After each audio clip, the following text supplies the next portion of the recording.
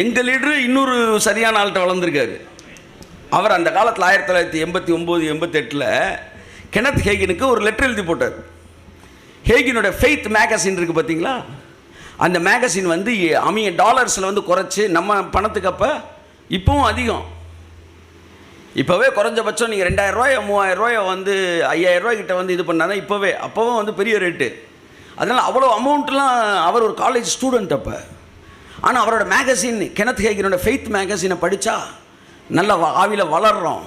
அந்த விசுவாச ஆவி, ஃபாதர் ஆஃப் ஃபெய்த்துன்றாங்க அவரை இப்போ இந்த ஜென்ரேஷனுக்கு.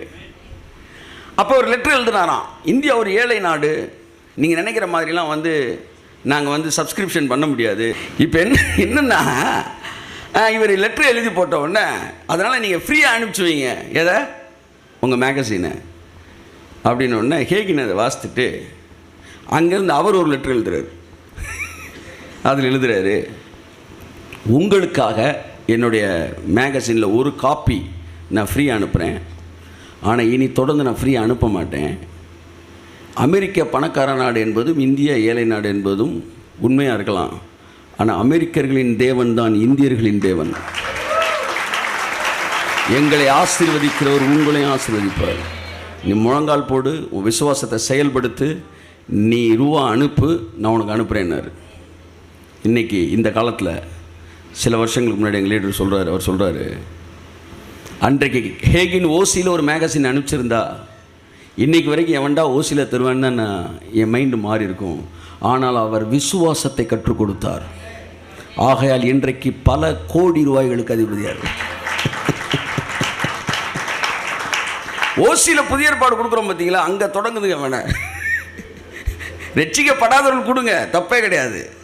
ரட்சிக்கப்பட்டவனுக்கு அதான் சொல்கிறாரு, காலத்தை பார்த்தால் போதகராக இருக்க வேண்டிய நீங்கள் மூல உபதேசங்களை. மெல்கிசேதேக்கை பற்றி இப்போ பேசுனா உனக்கு வயசு இல்லை, விரிவாக பேசுவோம், பின்னாடி பேசுவோம். அப்படின்னா என்ன அர்த்தம்னா, தசம பாகத்தை எல்லாத்தையும் பேச முடியாது. ரொம்ப போராடுறான்னா அவனுக்கு செரிக்கலைன்னு அர்த்தம். இனிமேல் அந்த சாப்பாடு அவனுக்கு கொடுக்க கூடாது. கறியை வந்து சின்ன குழந்தைக்கு என்ன செய்ய முடியாது, கொடுக்க முடியாது. இது ஞானேந்திரிய முடிய பூரண வயதுள்ளவர்களுக்கு தகும்டான்.